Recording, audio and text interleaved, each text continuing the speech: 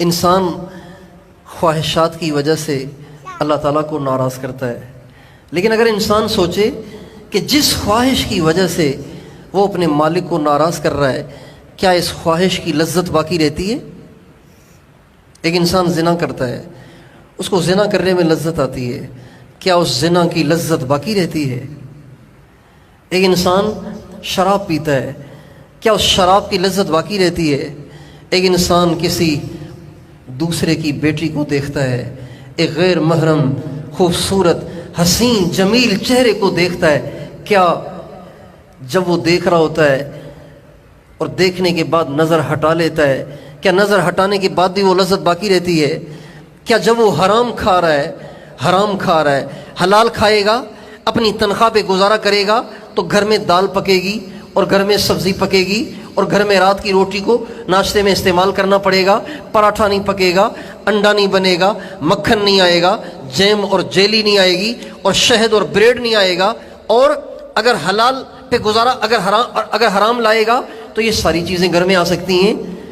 تو جب وہ جیم کھا رہا ہوتا ہے، جب وہ جیلی کھا رہا ہوتا ہے، جب وہ کریم کھا رہا ہوتا ہے، جب وہ انڈے کھا رہا ہوتا ہے، کئی قسم کے انڈے کھا رہا ہوتا ہے اور دیسی گھی میں پکی ہوئی روٹی اور پراٹھا کھا رہا ہوتا ہے، کیا اس کی لذت پھر باقی رہتی ہے؟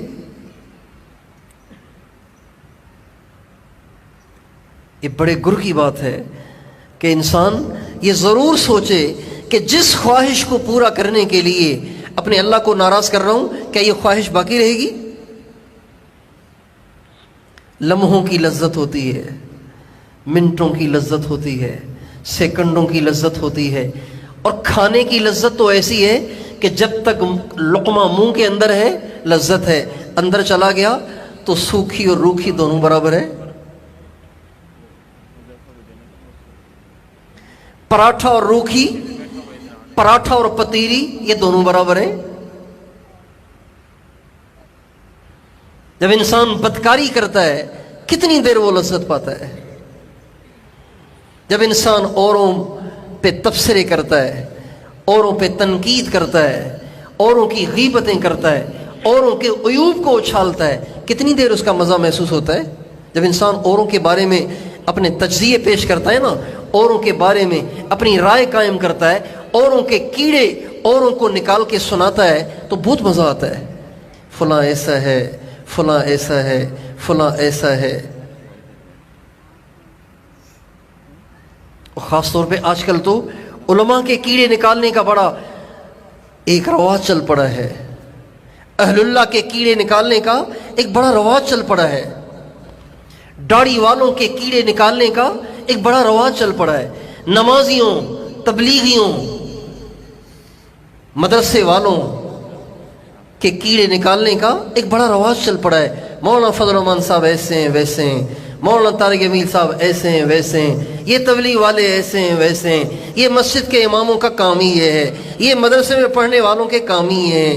ایک عام وبا چل پڑی ہے، ایک عام بیماری پھیل گئی ہے۔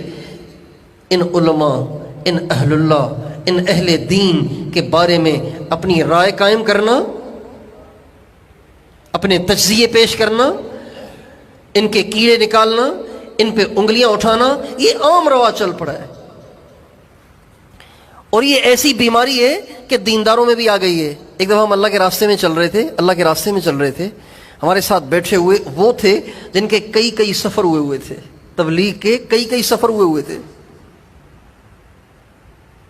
دسترخوان پہ بیٹھے ہوئے، اور جو انہوں نے برسنا شروع کیا ایک عالم دین پر کہ جانتے ہم اسے، قریب سے دیکھا ہے ہم نے اسے، کوئی مسئلہ نہیں ہے، کرسی کا چکر ہے، سیاسی آدمی ہیں، یہ ہیں اور وہ ہیں، یہ انہوں نے تجزیے پیش کرنا شروع کیے۔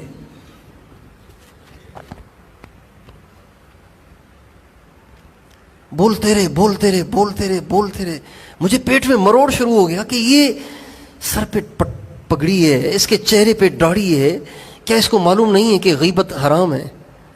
غیبت زنا سے زیادہ بدتر گناہ ہے۔ غیبت کرنے والا اپنے بھائی کا گوشت کھانے والے کی طرح سے ہے۔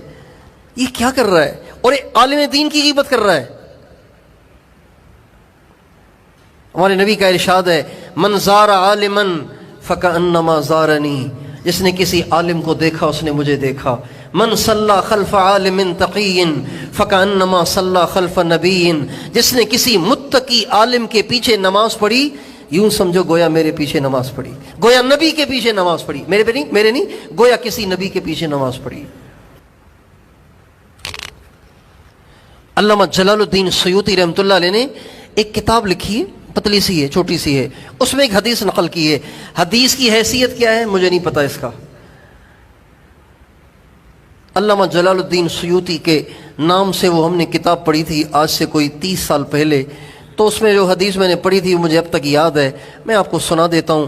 باقی علماء سے تحقیق کریں کہ ضعیف ہے یا موضوع ہے یا صحیح ہے، یہ تو علماء، بڑے علماء بتائیں گے.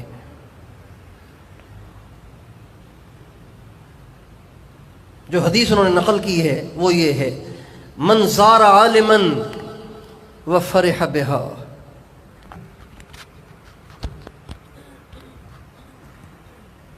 من زار عالما وفرح بها،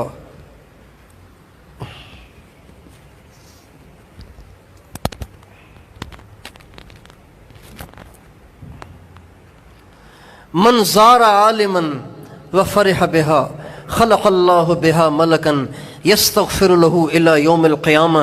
جو کسی عالم کو دیکھے گا اور عالم کو دیکھ کے خوش ہوا، اللہ تعالیٰ اس کے دیکھ کر خوش ہونے کی برکت سے ایک فرشتہ پیدا کر دیتا ہے جو قیامت تک دیکھنے والے کے لیے استغفار کرے گا.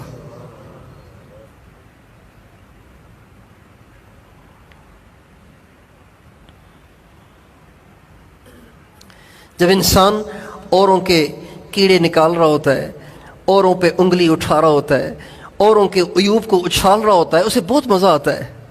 لیکن اس جرم کی لذت وہ کب تک محسوس کرتا ہے؟ جب تک کر رہا ہے محسوس کر رہا ہے. اس کے بعد کیا ہوا؟ لذت ختم ہو گئی، اللہ ناراض ہو گیا. لذت ختم ہو گئی، آخرت برباد ہو گئی. لذت ختم ہو گئی، قبر تاریک ہو گئی. لذت ختم ہو گئی، موت مشکل ہو گئی. لذت ختم ہو گئی.